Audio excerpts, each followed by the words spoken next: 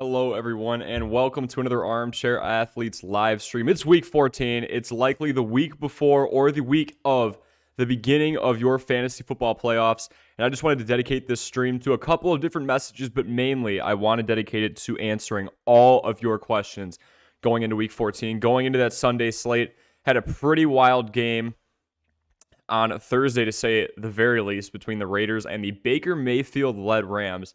Can't say I saw that coming, but let's get into this thing. So week 14 questions. First off, my name is Corey. This is Armchair Athletes, where I do plenty of fantasy analyses, case studies, and of course, I answer all of your fantasy questions in the comments section below. Make sure you follow us on all of our social media platforms. Links are in the description. And also, if you are confident in your sports research like I am, you've got to make sure that you join Underdog Fantasy by hitting the link in the description. Use promo code Corey0410, so that's CORY 0410. To get your deposit match dollar for dollar up to $100. Great app that lets you guess overs and unders, gives you different fantasy updates, obviously. There's a whole tab where you can see who's hurt, who's doing well in practice, who's slotted in at the number one spot at running back, all that good stuff, who's got the optimal matchups this week. They're giving you suggestions.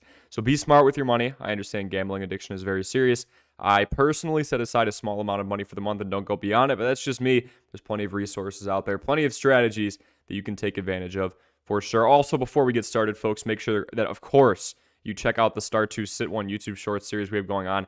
It's 60 seconds at each position, so quarterback, running back, wide receiver, and tight end. All four are up as of about 2 hours ago from today. I mean, it's great. We've got a thorough yet very straight and to the point short dedicated to each position. Two guys you should start, one you should sit. And some of those guys aren't too commonly owned. You know, I'm not going to tell you to start Justin Jefferson. I'm not going to tell you to start Patrick Mahomes. So incredibly obvious. You're going to do that every week. So we're really digging deep for you guys. So now, without further ado, let us get into our Week 14 just must-start guys, I would say. These are guys who you definitely want to have starting in your lineup unless you're in a 4-team league or something like that. Definitely a matchup that we love to see is Jared Goff versus Minnesota. I'll go the other way, too, and say Kirk Cousins against Detroit is optimal. But Jared Goff, been one of the most consistent quarterbacks in the league, to be honest with you. I mean, especially down the stretch. Lamar Jackson going down makes this a more enticing pick. Some people are talking about Huntley. I really do like Jared Goff against Minnesota. Detroit's actually favored because of some of the damages that we've seen in the Minnesota secondary, so let's keep that in mind as well. I think it's going to be a throw-heavy game between two defenses that can't stop a whole lot on the other side, and two offenses that, when healthy, are just able to score, and, of course, score some more. Let's go to our second guy here. Tony Pollard against Houston. I love this for so many reasons. I mean, two of the main ones, of course, are going to be the fact that Tony Pollard is going up against a Houston defense allowing 4.9 yards a carry. That's bottom 10 in the league. But also, you have one of the most talented teams in the entire league, a defense that constantly takes the ball away in Dallas, going up against Houston. I'm going to say Dallas is going to win this one by 2, 3, maybe even 4 touchdowns. So what happens when you're up a ton? You run the ball. It's a great usage scenario for Tony Pollard, and it's also a great productivity scenario for Tony Pollard against a Houston team that could not stop the run if their life depended on it. Let's go to Christian Kirk against Tennessee. Christian Kirk's got a great matchup against the Tennessee secondary that allows the second most passing yards in the league at a little bit over 280. I think this could definitely be a shootout as well. Tennessee has a phenomenal run defense, and I'm sure with ETN coming off of that injury, we won't be seeing him used too much. Maybe we will, but I definitely think that after Christian Kirk had his third 100-yard game of the season, he'll be getting plenty of attention. And last, but certainly not least, let's go to the tight end position. We've got Gerald Everett. You know, we always want to be looking at new tight ends anytime we have different changes. Obviously, Zach Ertz going down a couple of weeks ago. You know, outside of Mark Andrews, and I always say this, outside of Mark Andrews and Travis Kelce, we really got to start digging deep for our good tight end spots. Tyler Higbee was supposed to be a guarantee this year, and he has been for the most part. He put up 3.1. So Gerald Everett against a Miami defense that's allowed a few touchdowns already to the tight end position. You know, I really think this one could be a shootout as well. The Chargers have been banged up. Miami gives up a lot of points, but they're also able to put up 40 or 50 if they need to. Really love that pick. So let's look at all of your questions now. After all, that's what this live stream is dedicated to. But of course, if you guys stop in, make sure you leave a like. Make sure you subscribe if you're getting value out of this. Our goal here on Armchair Athletes is to help you out-research your opponent going into Week 14. Johnny D says, is it a safe play to start Njoku after the injury or stream another tight end for this week? Let's look at some possible tight end that we could go after. Johnny, I'm going to target guys who are owned in less than 50% of leagues, and then I'll give you your answer. I think Njoku's good, but another thing we need to consider is it's a new guy under center. It's Deshaun Watson. Jacoby Brissett made David Njoku a top 10 tight end. I'm going to log in here, and we're going to stream, I'm thinking this week. Against that Bengals secondary, I'd be pretty horrified. Deshaun Watson is my sit in my start 2, sit 1 series, the quarterback position, because he had a horrible week against Houston, which really, Houston has a pretty good secondary, actually. Despite the fact they have 1 win this year, I would say that's their strength. Drafted Stingley not too long ago at 3rd overall. Big fan of Houston's secondary. I think they have a solid foundation, all things considered. Let's look at tight ends. You know, outside of 5, 6, 7 guys, we probably have some stream options here. We'll stream beyond available. This is just a 10-team league, so maybe other people are available as well. But, you know, Dalton Schultz recently dropped in my league. Rostered 95%. Not sure what they're doing there.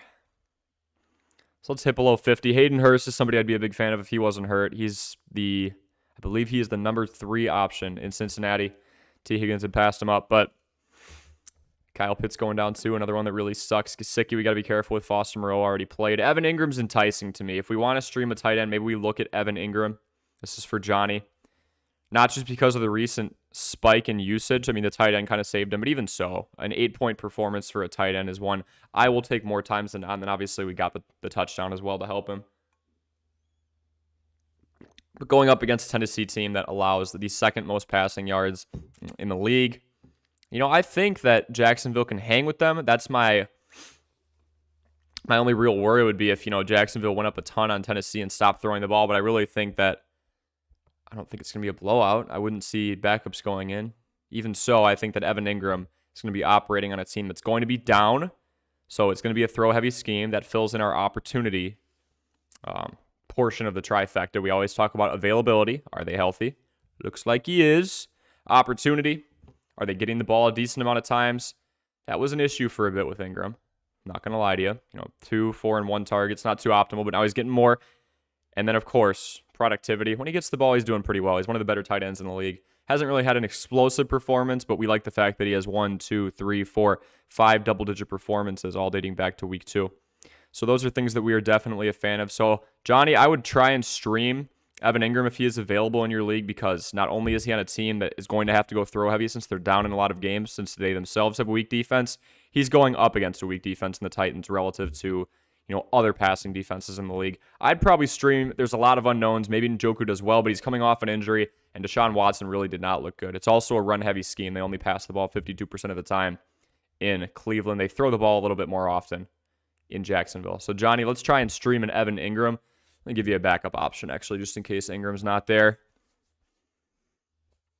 Noah Fant.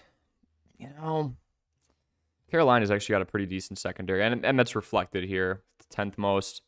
This one would scare me with Conklin because it is the Bills, but, you know, Mike White, he's going to spread the ball around a lot. It's a more throw-heavy scheme than we've seen in the past. Beyond that, maybe Bellinger, but I'm not the biggest fan of him. That's a run-heavy scheme that really revolves around Saquon. If Evan Ingram's available, I say we stream. Start Kyle Allen. Prey is in here. Nice to see you, Prey. Start Kelsey or start Hunter Henry. Yeah, I'm starting Travis Kelsey every day of the freaking week. Prey, I mean, Travis Kelsey is a guy that, unless he's not playing, I think we're going to start him. I think he is the best tight end in the league by far. You know, George Kittle and Mark Andrews may have something to say about that, but from a fantasy perspective, Travis Kelsey is consistently 1A. So let's not even think about that one. Purple Cat, hey, hope you're doing well. I am, Purple Cat. Hope you're doing well as well. I have a question for you. Have a tough matchup this week. Need a flex, full PPR. I've got Mike Williams, Rashad White, Hollywood Brown, and DeAndre Slayton. What's the best play? Let's look at matchups here. I mean, right off the bat, if we just want to look from a talent perspective, I'm taking Hollywood Brown over all of those guys just because Mike Williams does have the injury issue. It makes him a little inconsistent. He's technically the wide receiver too. So is Hollywood Brown, but I do think that, you know, with Hollywood Brown being a wide receiver one in the past, we've seen his ceiling and we like it a lot. So let's just take a look here.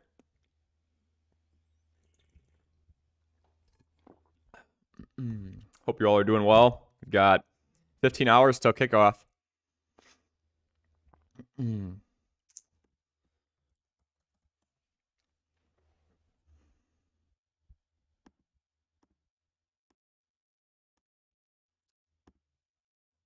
There he is, going up against New England. That's a pretty stout defense, of course. You know, Slayton has had a couple of nice days, but that is still an offense that definitely revolves around Saquon. Against Philadelphia in that secondary, it's probably going to be Darius Slayton and Darius Slay. So that's actually kind of funny. Just make sure he's healthy. Darius Slay on Darius Slayton. Get ready for the memes on that one. Yeah, he is healthy. So that's probably what we'll see. I would imagine that Eagles secondary goes man-to-man on New York. Usually when you don't have a very strong wide receiving core on your end, you're going to get manned up a lot. And when you have a secondary that is as tough as this Eagles team is, with or without C.J. Gardner-Johnson, I mean, they are tough as nails. I'd be a little worried about that matchup. So let's say no to Slayton. We've got Rachaad White. Rachaad White's an interesting one, a two-way back who can definitely go out and catch. And he's going to need to because he's in the number one passing offense in the league. And by that, I just mean they pass most often. Going up against the Niners, that's almost an immediate shutdown for me, and you could see it reflected in the projections.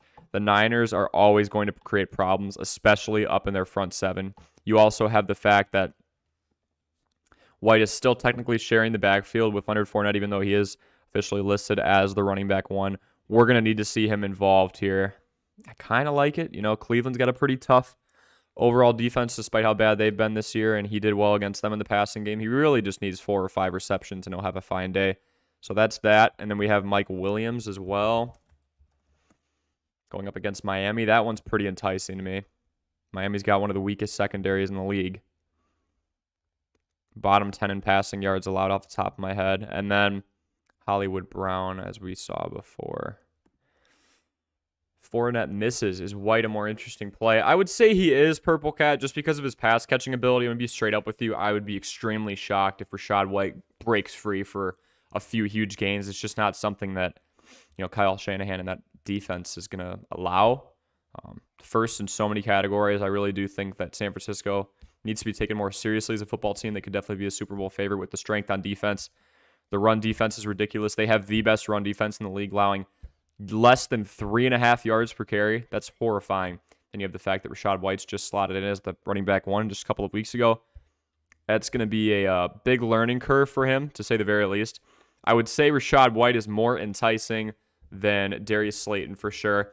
And with a flex, right, we always want someone who's a pass catcher. The only reason I really am considering Rachaad White here is because he's a pass catcher. Now, if this was like Deontay Foreman, sure, he has a great matchup against Seattle this week, allowing 4.9 yards a carry. I don't really care because it's PPR. We need pass catchers. We need those extra points for receptions. And Foreman is not a 3-down back. I mean, he is strictly going to stay on the ground. He's not going to go out in the flat. He's not going to be that multi-use guy. So, in all honesty, the only reason I'm really considering Rachaad White is because of that pass catching ability. And as we said before, Marquise Brown drawing a tough matchup. Same with Slayton. I really do want a pass catcher. So out of the 3 pass catchers, out of the 3 wide receivers, I'm going with Mike Williams. That's a great matchup against Miami. Mike Williams or Rachaad White. If Leonard Fournette gets sat, or if Leonard Fournette is still unhealthy, going into tomorrow, and they're like, you hear something about a pitch count, meaning he's just not going to be in for the regular amount of snaps that he usually would be expected to be in for, then we think about Rachaad White. Otherwise, my priority list goes Williams and then White. Brown and Slayton. Slayton's drowned out by a really tough matchup. Probably going to be lining up against Darius Slay, and then Brown has a tough matchup with that New England secondary. Slayton also operates in a much more run-heavy offense. So I'm liking Williams and White. Things get very interesting if Fournette misses, but White's got the toughest matchup of them all, so I'm probably leaning Williams and White. Leaning towards Williams a tiny bit, but I can't blame you for either because White does have that pass-catching upside. Blurpy, welcome in. Good to see you once again.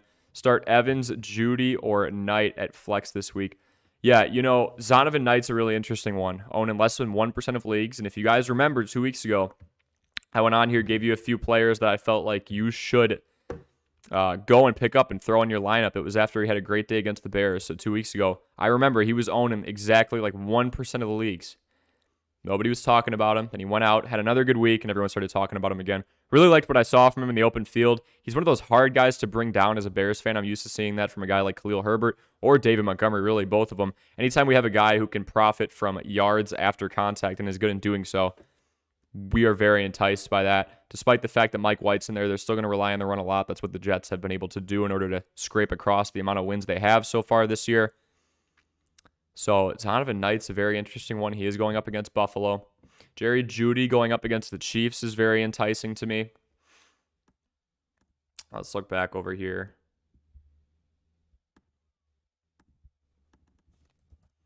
Just want to see his usage with Mike Evans. So we know he's playing, of course, the ultra-tough San Francisco 49ers. Godwin's been getting a lot more love, and you can see it here, right? 6 targets, 9 targets, 4 targets. If we actually, I'll just stay in the same tab. 6, 9, 4. It's 19. They were typically 1A, 1B, but Godwin's just been doing a lot better as of late. Yeah, 8, 13, and 13. So 19 targets in the last 3 weeks for Mike Evans. 26 in the last 2 weeks for Chris Godwin. He's the primary option. I think it's going to be extremely tough against a really deep and talented San Francisco 49ers team for Mike Evans to get going. Out of those, I am probably looking Jerry Jeudy, even though I think Mike Evans is a way better player. I think Donovan Knight's got a lot of upside. Both have extremely tough matchups. And Jerry Jeudy is going up against the Chiefs defense that allows the most passing touchdowns per game of anybody at exactly 2. On average, they are allowing a multi-touchdown game through the air. Let's go Jerry Jeudy, Blurpy. Second option would probably, it's flex, right? We need a pass catcher. Second option would probably be Evans, but it's not optimal considering he is the secondary target. And he's also going up against, I don't know why I did too. He's secondary target, and he's also going up against the 49ers defense. All right, so I'm probably looking Jerry Jeudy. It's a great matchup against the Chiefs. And we always talk about game script, right? This is for Blurpy. Always talking about game script. I think all of us here at this live stream could agree. We see the Kansas City Chiefs coming out on top. And in that scenario, with the Broncos working from behind as they usually do, it's going to be a throw-heavy scheme against a vulnerable pass defense, one that allows 2 touchdowns per game through the air. Let's go Jerry Jeudy. He's got the easiest matchup, and he's in the best situation right now. Prey is asking, start DJ Moore, Jeudy, or Mike Williams. Mike Williams or Jeudy is probably where I'm going to be leaning. DJ Moore's production's gone down a little bit. Dante Foreman's been getting a ton of carries. Obviously, that revolving door at the quarterback position. Jerry Jeudy, as I just said, is going up against one of the weakest secondaries in the league, and so is Mike Williams. Miami allowing over 245 passing yards per game. They are bottom at 10 in the league, and we can look at that right here. We want to look at the strength of our opposition and the game script, in all honesty. I could definitely see the Chargers losing that game, but they're still going to throw the ball a lot. Because, it's Justin Herbert, but I'm sorry, over 230 a game. I got them mixed up with Arizona for some reason. 230 yards through the air per game. That's still bottom 10 in the league. Bottom 11, technically. Kansas City right there as well. Kansas City allowing more scores through the air than anybody else. So I am leaning Jeudy or Mike Williams. Pray. Let's leave DJ Moore out of it. I think you have 2 great matchups in teams that, I'm a bigger fan of the Chargers offense, but I think there's a lot more options there right now. Cortland Sutton's been in and out. Greg Dulcich had a couple nice games, but he also had a really big dry patch. Judy's kind of been the one constant in that pass offense, if we want to call it that, in Denver. But I think Mike Williams has a phenomenal matchup against Miami as well. That has a greater chance of being a high-scoring matchup, a shootout, if you will. Whereas the Broncos and Chiefs, that could turn into a blowout where backups go in. I'm leaning Mike Williams, but I can't blame you for Jerry Jeudy. Purple Cat, thank you. I'll probably bench Slayton and then wait until 4 to figure out the flex. Okay. Yep. For the later. Oh, out of those 3, Purple Cat. I see what you're saying. Yeah, Mike Williams, Rachaad White. Those are the 2 we were kind of looking at there. Purple Cat, start CMC.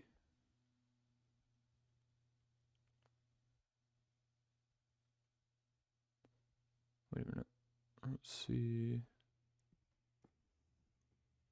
Does Purple Cat have CMC?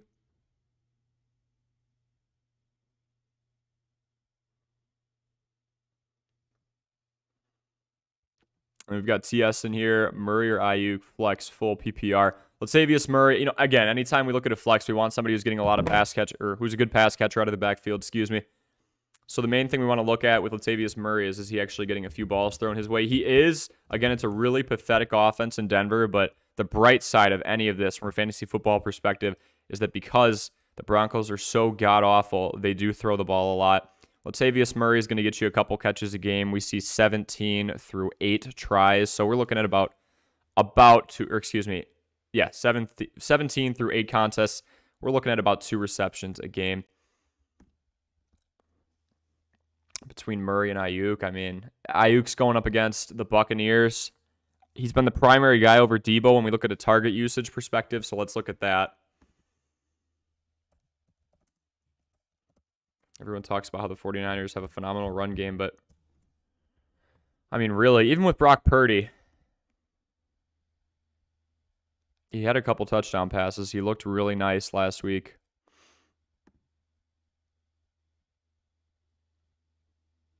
No, you're good, Frey. I was like, what am I looking at? Like, I read through the comment like 2 or 3 times. I'm like, I don't see CMC anywhere, so I must be being messed with, or I just can't see the comment, but that's okay.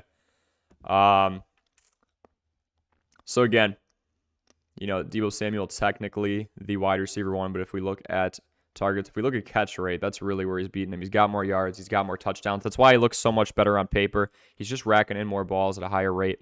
56 to 50 isn't too big of a difference.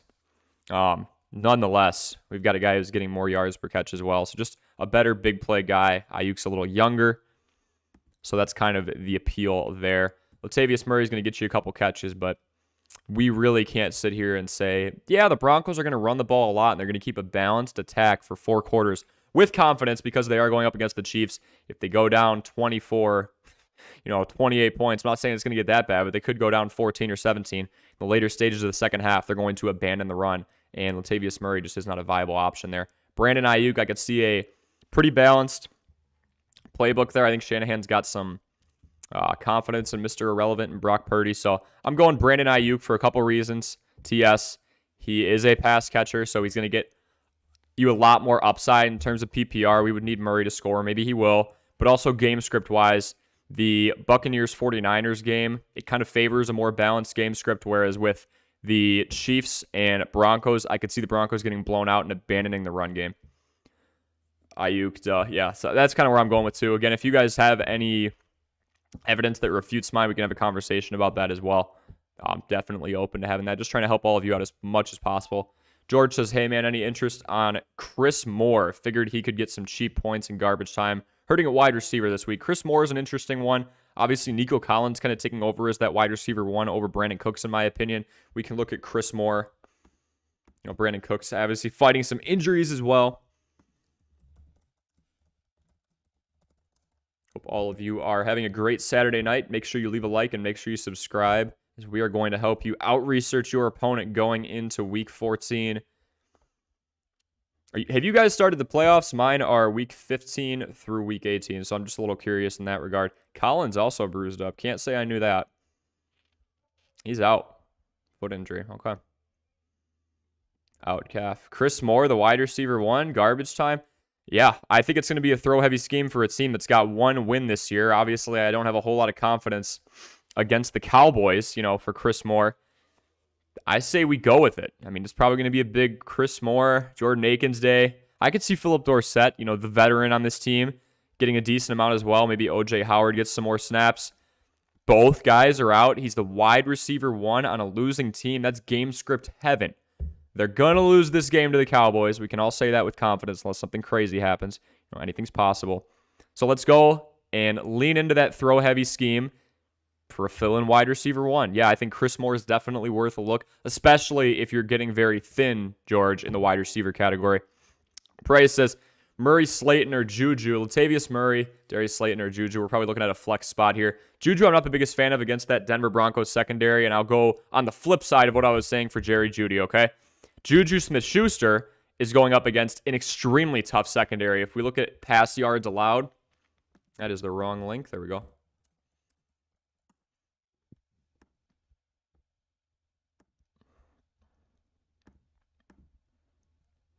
If there is one thing the Broncos are good at, and they've been good at it for a while, it's preventing teams from having success through the air. 185 yards per game through the air. It's not going to give much room for Juju to operate. And also, let's just look at his usage the last couple games. Juju Smith-Schuster has been taking a significant backseat to other guys. Obviously, Kadarius Toney got brought in not too long ago.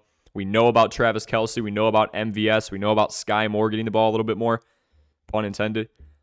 4 targets, 3 targets, 4 targets. I mean, he had 12 targets against Tennessee, and he's had 10 cents over the course of the last 3 weeks, not having over 40 yards. Now he has to go up against Denver in a game that I think we can all agree the Chiefs will probably win. So what do you do when you're up a ton and you just want to run the clock down and walk away with your W? You go run heavy. So due to the low usage of Juju Smith-Schuster and the fact that I do see the Chiefs going towards a more run-heavy scheme, a.k.a. Isaiah Pacheco, that could be a pretty good start because I think they'll win by a decent amount over the Broncos. I am not going to go with Juju. Slayton, I mean, kind of the same story in terms of a run-heavy scheme, but not because of game script, just because that's who the Giants are. Latavius Murray, I mean, I might be going against my rule here, but I think he can get a couple pass catches. It's weird because game script-wise there, you wouldn't expect the Broncos to run the ball a whole lot. You'd expect them to go throw heavy. You'd need him to do a little bit better. So let's take a little bit of a deeper look at Darius Slayton.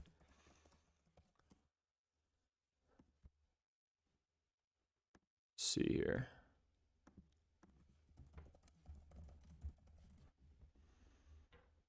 Appreciate all of you spending your Saturday night out with me here. Darius Slayton, yeah, everybody's pretty much healthy. 10 targets, 6 targets, 8 targets. We like the catch rate, obviously. Again, not a very throw-heavy team. Nobody has over 35 receptions, and we are a month away from being done with the regular season. Slayton's the big play guy, you know. Over 16 yards per reception, if my math is right. Got a pair of touchdowns.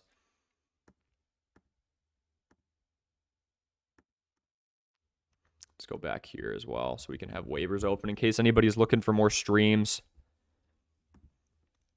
At really any position, we can kind of go in and dig. Let me know what you guys are at in terms of your record, playoff scenarios, who your matchups against, what seed you are, what needs to happen if this is your last week in order for you to get into the postseason. Fill me in on all of it.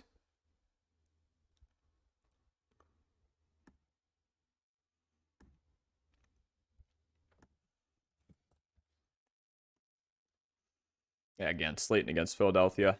We might have to hope in garbage time. I really don't think New York is that for real. We may have to look in garbage time and say Slayton gets some good looks. I don't like the Juju move a whole lot against that secondary. Murray, I don't like it for game script purposes. I don't see Denver sticking with a balanced attack for very long. You have Gus Edwards as well. Now that's where things get a little interesting. When he's in, he's the number 1. We've seen some Kenyon Drake. We've seen some other guys, but Gus Edwards is the guy. Going up against Pittsburgh, I could definitely see the Ravens winning that, but we need Gus Edwards to be involved in the passing game, and I'm not sure I can trust him to do that either. You know what? Let's stick with one of the 2 pass catchers and get away from Murray. I'm going to go Slayton or Juju. I don't think they're going to have great days, but those 2 will probably have a better day than a running back in Murray, who is not getting a whole lot of catches and is on a team that's probably going to lose that football game and abandon the run in the second half. So we're going to go Slayton or Juju. Not a big fan of Gus Edwards either. We need a pure pass catcher out of the backfield if we're going to consider them for that flex position.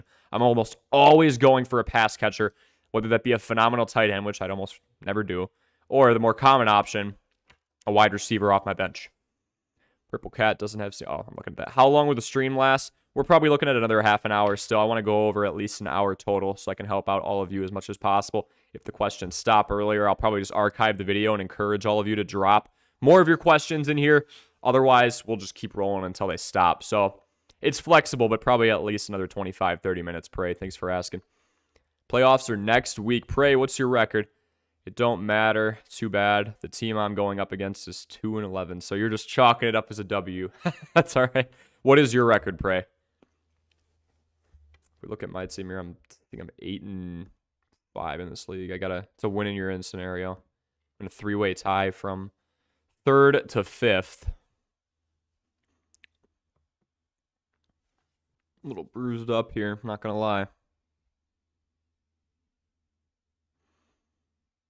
I'm debating pulling that off, but I don't think that New York's going to light up the scoreboard. They did win last time these 2 phased off, though, so.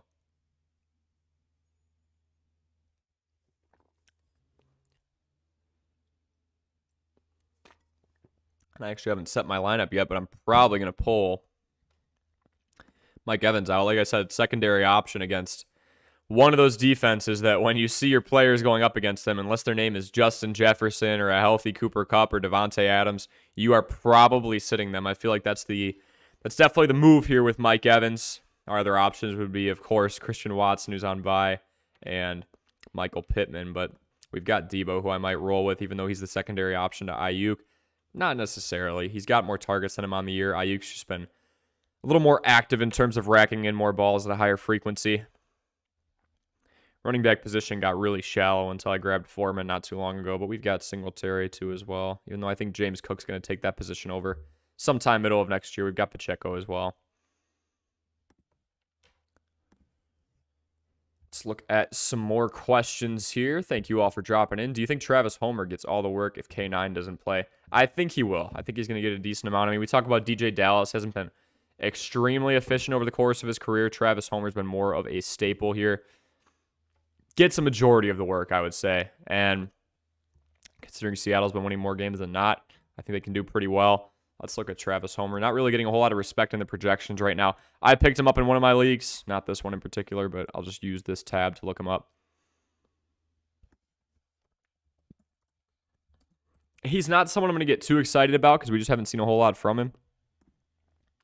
Doesn't really jump off the charts in terms of speed, but going up against a Carolina team that's somewhat vulnerable to the run.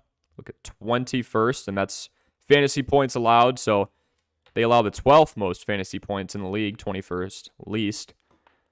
Looks like DJ Dallas was struggling with an injury too, so Travis Homer, if we can get a couple pass catches from Travis Homer, we're going to be fine.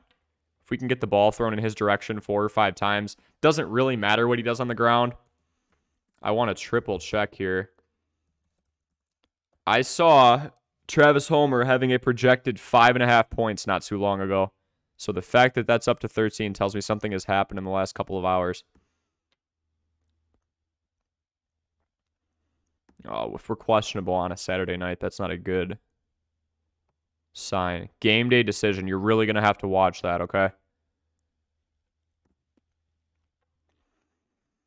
Questionable as well. So a lot of this cracks me up. I know it's been everywhere. I don't want to say I was the first person to see it, but I saw it in a stream last week. I think I had it on live. Why? I don't know. He looks so scary. Yeah, I don't know. But I think he does. As you can see, the projection kind of rose up too. We can take the hint that Travis Homer should have a decent day against the Panthers if, and I do say if, K9 and DJ Dallas are out. But you've got to watch that close. So that's for William. If K9 doesn't play, I think Homer gets a lot of the work. But we got to watch DJ Dallas too. Because he's technically had more work on the ground. Cut Pickens and starting DJ Chark. It's against Minnesota's secondary. And hey, Animal, first off, welcome in. Thanks for joining. Second, DJ Chark, is going up against a Minnesota secondary that allows more passing yards than anybody else at about 283. I think it's going to be a pass-heavy game. Still think it's funny that Detroit's favored. I respect Detroit a lot, but I expected them to be like 4 or 5 point underdogs. My personal opinion. Not sure how you guys feel about that, but after I saw Minnesota take out the Bills, yes, it came down to that fumble, but the fact the game was even close showed me, in Buffalo, by the way, the fact it was close in Buffalo showed me, in my opinion, that the Vikings are legit. DJ Chark going up against that Vikings secondary in a game that I think will be very pass-heavy on both sides. I like that a lot. Pickens not getting a whole lot of usage. Anytime you start to see a wide receiver complain about usage, usually it doesn't result in him getting 50 targets the next week, if you know what I'm saying, like with the Odell situation. Usually either A, they get phased out of the offense, B, nothing changes, or C, they leave the team. I'm not sure that third one's going to happen, but Pickens voicing that he's unhappy. He's a rookie. He's kind of got to earn his keep. He's done well, but yeah, go after DJ Chark. I think that's a good one. Now I can look at one more stream here, actually. Again, if you're just joining, welcome in. This is Armchair Athletes. We are helping you out-research your opponent going into Week 14. So if you've got a question, make sure you subscribe. Pop it in the chat, and we will answer it for you. Make sure you leave a like if you appreciate this as well. I am very thorough, so you'll notice I'm not just going to fire from the hip. I'm going to answer your question with as much detail and research backing as I can. We look at less than 50%. Treylon Burks is such a good pickup right now, in my opinion. Obviously, he's out this week. The usage as of late is very enticing to me. That's a tough game against Philadelphia, and he was still able to get 9.5. So it was a 25-yard catch. But hopefully he's good. He did get hit really hard. Was not moving for a bit. That was scary. Donovan Peoples-Jones, I just refuse to trust him a whole lot. The only reason he got 13.4 here is because he did get a punt return for a touchdown.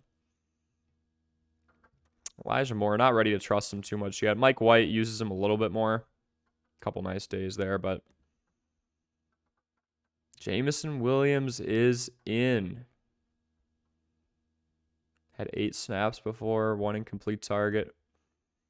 Yeah, out of who I'm looking at right now, Nico Collins out too. Chris Moore. Chris Moore is a great one. Beyond that, DeAndre Carter is actually somewhat enticing. No one's really looking at him. 1.5% of leagues. He is... Where did I see that? Oh, that's where he's being started. 8.6% of leagues he's owned in. Seen a little bit of him being phased out of the game plan, but he's still had some really nice games. Great on yards after catch. Going to put his shoulder down and be a really tough tackle. So yeah, DJ Chark, Chris Moore, DeAndre Carter, those are guys I would definitely take over Pickens with the situation going on right now. Hey, Animal, thanks for the question. I am 9-4, says Prey. Good stuff, man. Lost last week because Godwin's touchdown got called back. Yeah, I hate those. There was this would have been, no, this was last week. Lateral at the end of the play for the Chargers. Went over to Eckler. There was a stat correction, and my buddy, who was up like half a point, ended up losing by 0.2. Felt horrible for him. TS says I'm 6-7 with the most stacked team, just unlucky. TS dropped that lineup in. Let's look at it. Prey says K9 is out already. He's already ruled out. Okay, perfect. The reports I've been looking at have been saying questionable, but it looks like game time decision. But if he's out, I think we're definitely looking at Homer. Does Breda get all the work if Barkley doesn't play? I would say so. He seems like the primary two. I wouldn't really say it's a running back committee behind Barkley. It's just a running back committee behind him right now because, well, he's been healthy for so long. But if we look here,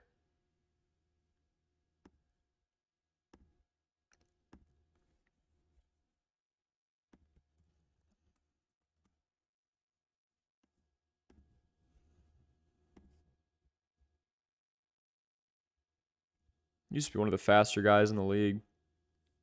Not too crazy about 3.3 yards a carry. It's a limited sample size. Also in that limited sample size, he's got 9 receptions. Against Philadelphia, look, the one Achilles heel to Philly, if you can stay in the game, is running the ball. And I say if you can stay in the game, because if you're down 14 or 21 points, you're not going to run the ball much anymore, obviously.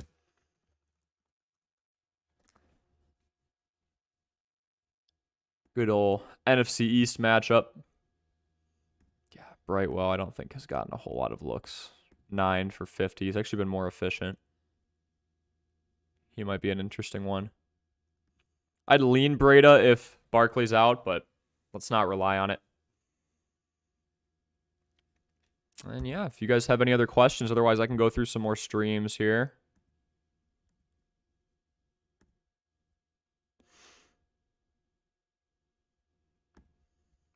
I'll get this back up for you.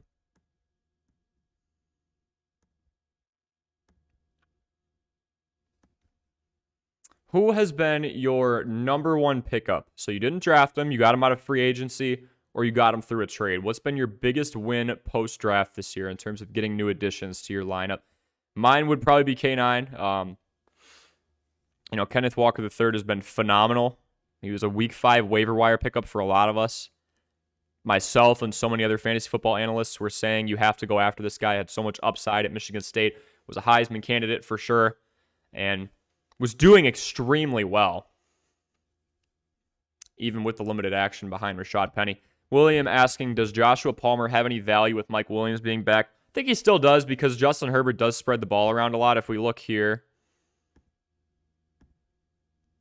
let's go.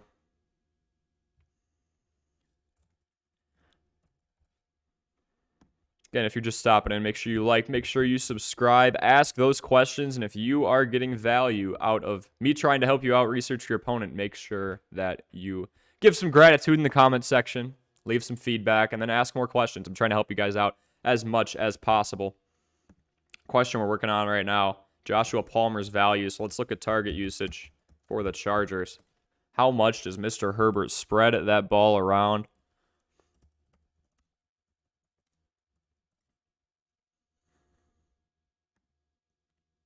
giving me target ads here. So Palmer's technically the wide receiver one. If you look at just strictly how many targets he's had, he's been the healthiest one.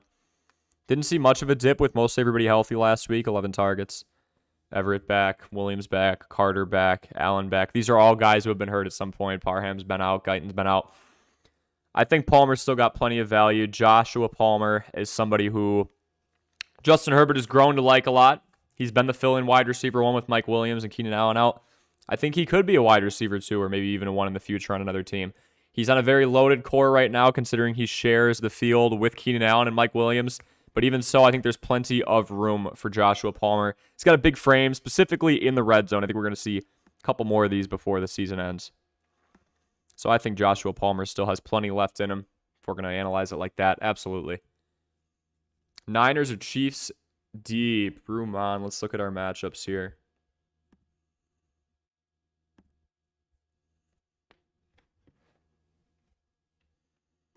Pop myself back on the screen here. Niners or Chiefs deep. Niners I'm almost always going with. I know they're going up against the Bucs this week. I want to make sure everybody's healthy on the other end. Yes, they're going up against a full-strength Bucs team for the most part, with the exception of Leonard Fournette possibly being out. Chiefs going up against the Broncos. Broncos just can't score. There was a stat earlier that the Broncos would have a significantly better record if they just scored 18 points every single game, and they simply cannot do that. I do love the Niners, but you have Tom Brady, future Hall of Famer. I don't want to base it off that because he's having a subpar year by the standards of previous years that he has set on. I like the Niners defense a lot more in terms of overall strength. But because there is Rachaad White, because there is Mike Evans, because there is Chris Godwin, Chiefs going up against the Broncos, man. I'm really looking at that and thinking, how much do we like that? I want to look at one thing here with the Broncos.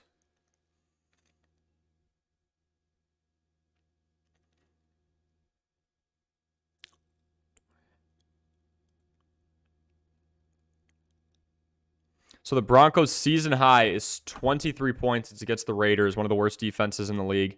They've broken 20 points on 2 occasions. It's very hard for me to say no to the Chiefs. I know. The Niners are a way better defense.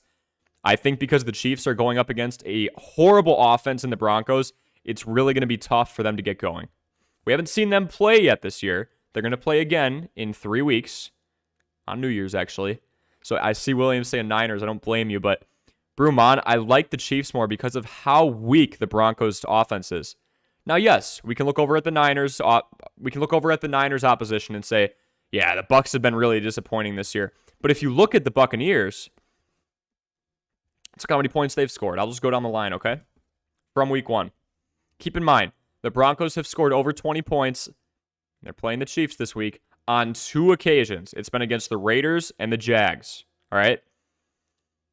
Buccaneers have scored 19, 20, 12, 31, 21, 18, 3, 22, 16, 21, 17, 17. They've had a little bit more. I love the Niners.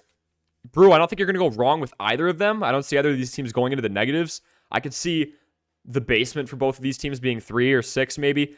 Look, if the Chiefs go up against the Broncos put up like 23 points, which would be a season high for them. Yay, Broncos country, let's ride.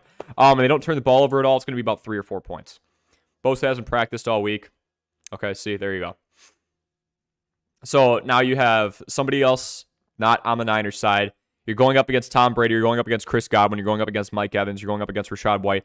That intimidates me a lot more than an overpaid Russell Wilson, a banged-up Cortland Sutton, an unsure Jerry Jeudy who has a horrible catch rate right now, a spotty Greg Dulcich, a non-existent run game, a one-dimensional 32-year-old running back in Latavius Murray. I'm looking at opposition here, and I am very confident that the Broncos offense will once again fail to live up to the expectation that was set for them 3 months ago. I'm going the Chiefs. I am going the Chiefs. If you line those two teams up against each other, the Chiefs and the Niners defense, I take the Niners defense every day of the week. But the Broncos are that exception. When you play against the Broncos, your defense is going to have a good day from a fantasy perspective. We've seen it time and time again. I like the Broncos to not score anything against the Chiefs. I'm not saying they're going to get shut out. I'm just saying they're not going to have a good offensive day because they haven't had one all year. So yeah. Brew, I'm going to go with the Chiefs. William says, you're a godsend. Thanks for the fantasy advice. Yeah, no problem, William. What else you guys got for me? I'll continue to cycle through here.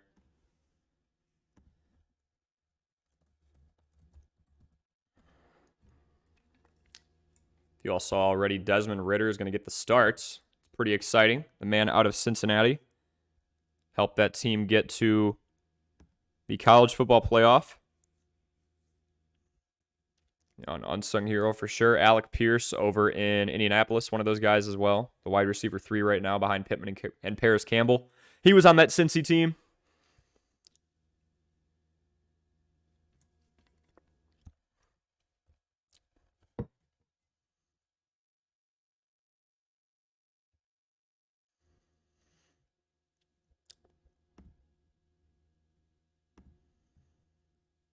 Thanks, man. No problem. Yep. Weaker opposition. That's what we're going to look at.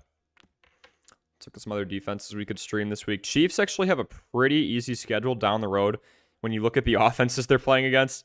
Denver, one of the worst. Let's cross-reference these, okay? So we're going to look at points per game scored. There's Denver. Less than 2 touchdowns per game. They are scoring less than 14 points per game.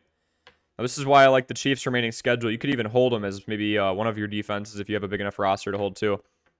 And everybody notices this, right? It seems pretty unusual for almost 60% of leagues to have a possessor of the Chiefs' defense. But why is that the case?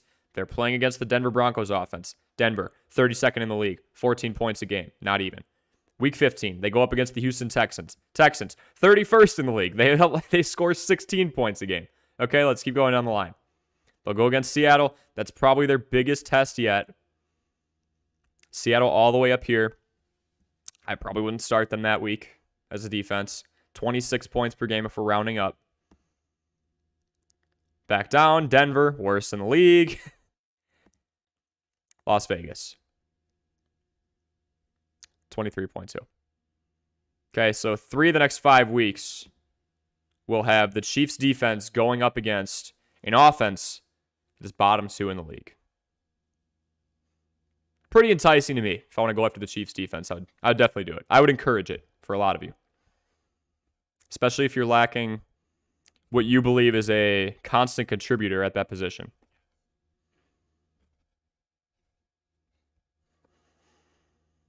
There's Hey Animal. I have Mahomes, Jacobs, Etienne, Isaiah Pacheco, Donovan Peoples-Jones, Tyler Lockett, DJ Chark, Mark Andrews, Seahawks D, Michael Badgley, the kicker. Holy cow.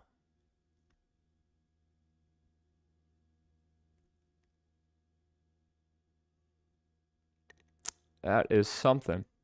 1 second, sorry.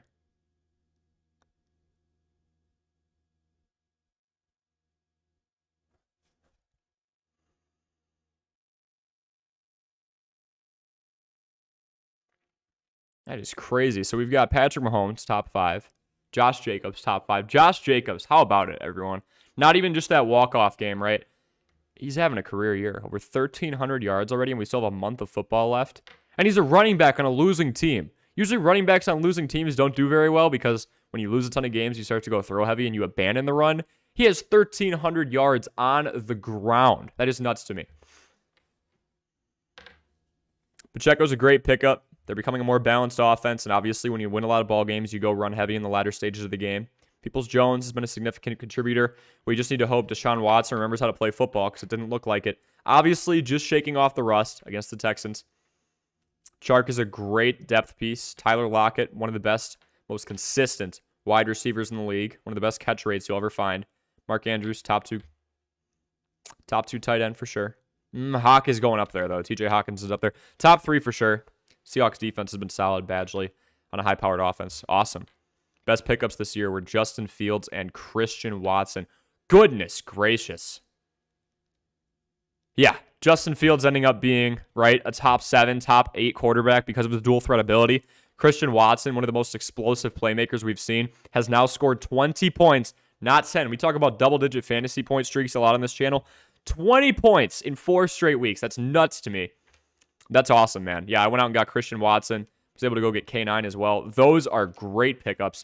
Contract year for JJ. Bruce says, yeah, and we're seeing it. I think we're going to see a record here. I think we're going to see, Justin Jefferson get paid more than anybody else has at that position per year, on a per-year basis. That tells me it might not be the longest contract ever. They're still paying off Kirk, right? Oh my goodness, though. Yeah, we could tell it's a contract year for JJ, that's for sure. Lots of quarterbacks hitting the free agency market as well. I know Tom Brady technically will. Cooper Rush.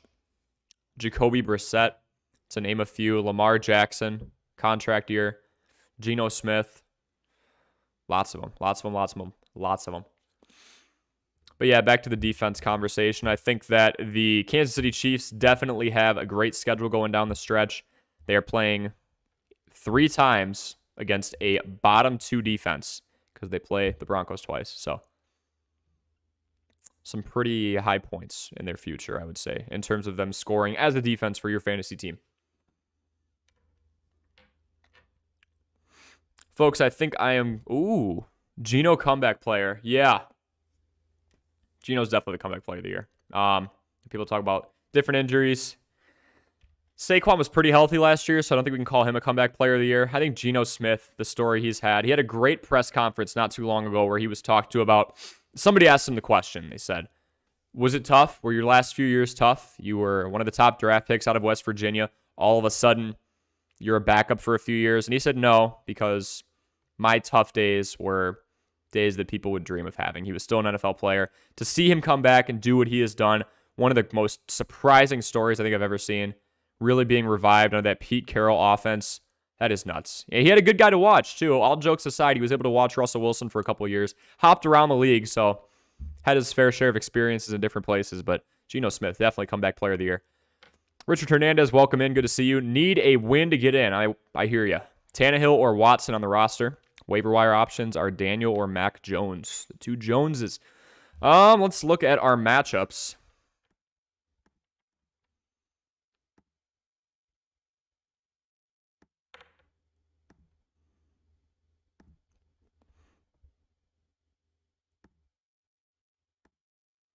Very humble. I agree.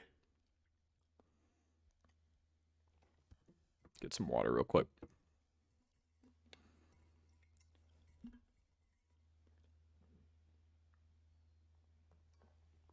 Let's run through them. Daniel Jones, kind of going out of order here. Anytime there's a quarterback going up against that Philadelphia defense, I get pretty concerned. Not going to lie to you.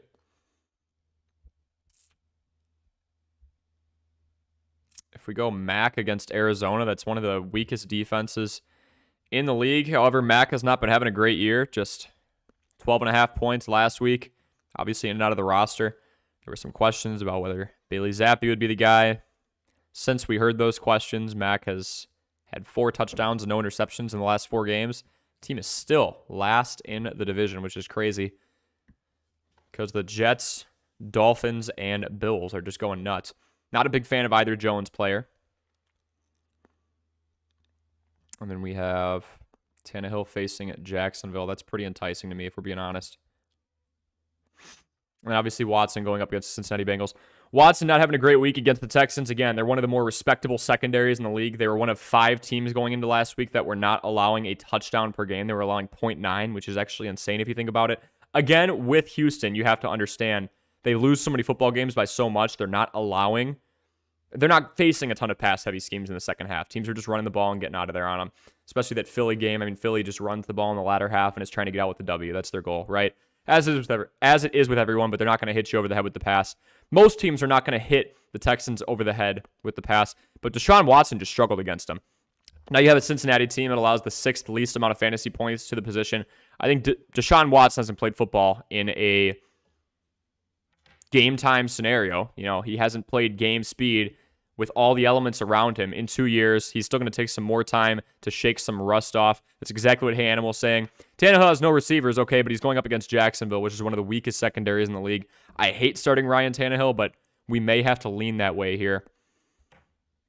I mean, you have a team in Jacksonville that's allowing the 7th most fantasy points per game. We're either going to go Ryan Tannehill or maybe Mac Jones. Not the biggest fan of him, but he is going up against a really tough...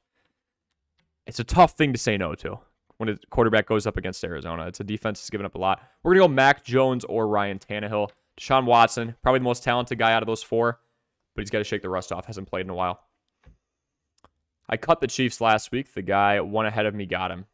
Yeah, I mean, it's tough. If they have a tough week, it's very tempting to cut the ties, but anytime you have a remaining schedule with the lack of strength, like the Chiefs do, it's pretty tempting to go after him. So I could see why that guy grabbed him right away.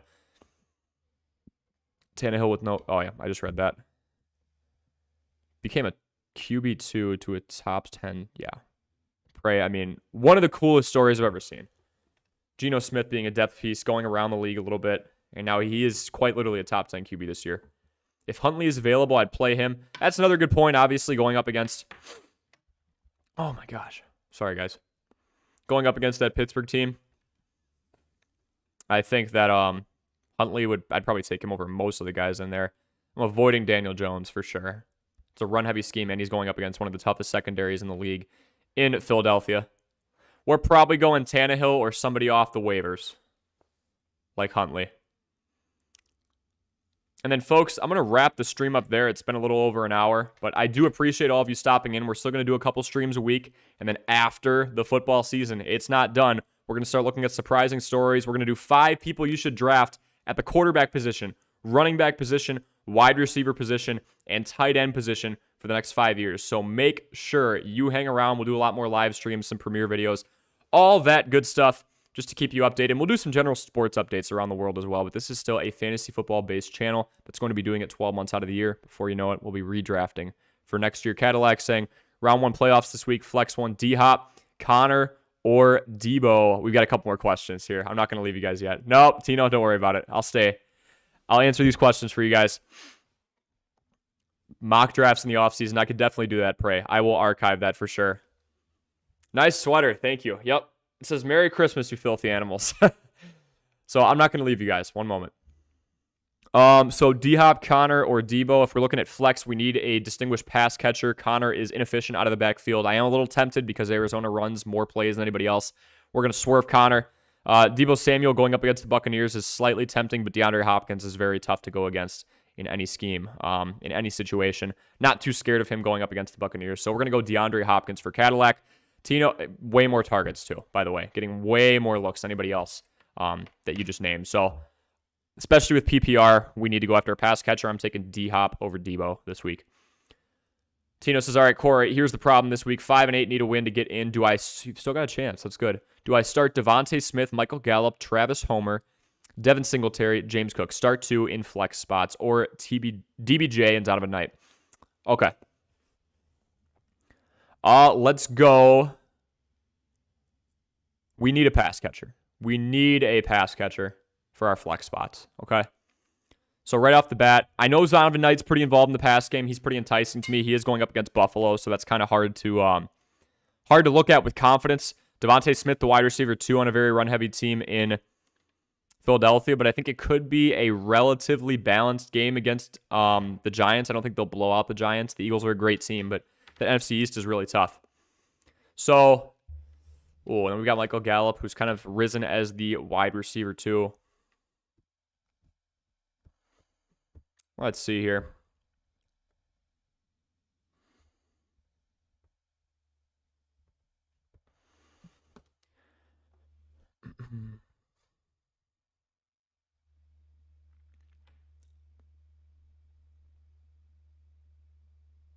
Gallup against the Texans. Texans have a good secondary, and game script-wise, I think it's going to be run-heavy down the stretch. Tell you what, Tino, if DJ Dallas and K9 are out, we're going Travis Homer. I think he's got a lot of upside. Devin Singletary is starting to share the backfield with James Cook. It's a dangerous play between the two of those. Cook is a little more involved than he has been in the past. DPJ, we got to go pass catchers. We got to get at least one in. I think it's going to be a pretty balanced attack. Let's go Devontae Smith. And then out of everybody else in there, I'm thinking either Zonovan White or Travis Homer if everyone's not healthy in terms of K9 and DJ Dallas. Devontae Smith for sure. Tito freaking out in the chat. I can see. Yeah, we're good. I will be doing mock drafts. I just saw that. That's a really good idea, Prey. I'll be doing a lot of mock drafts. I'm actually going to do a challenge, guys. Let me know what you think of this. I am taking a reserve every round. I'm basically going to do a joke of a draft just to try to prove to all of you that you can still salvage a season in free agency and in trades. I'm talking first overall pick. I'll draft Nathan Peterman. I will do it. Second overall pick, I'll go out and get a kicker. Third overall pick, I will go out and get... Who else can I think of here? Trevor Siemian. Like, I will draft such a stupid team. I'll go get the worst defense. And then from day one, I'm going to make sure there's no limit on free agency acquisitions, on trades. There's going to be a trade deadline. I'm going to prove to you, you can salvage a couple of wins, at least. It's going to be a challenge. I'm going to try and get the best record possible by drafting what I would classify as a crap team. And I'm going to do it. I am going to do it on the live stream. I'm going to make sure all of you see it. And I'm going to be basically documenting that journey. I'll have to think of a creative way to call that series or a creative name for that series. But it's going to be drafting the most crap team I can possibly draft and going 0 to hero through free agency, through trades. And we're going to try and win that league. We're going to see. We're going to see if it's possible, okay? It's a great experiment I think that we can have in terms of just showing that even if you don't think you drafted well, if you think you got screwed over, if there's a couple injuries happening, you can still make a lot of noise in free agency and in trades. Appreciate the compliment on the sweater. You could start a Discord or post the mock draft join link in live chat.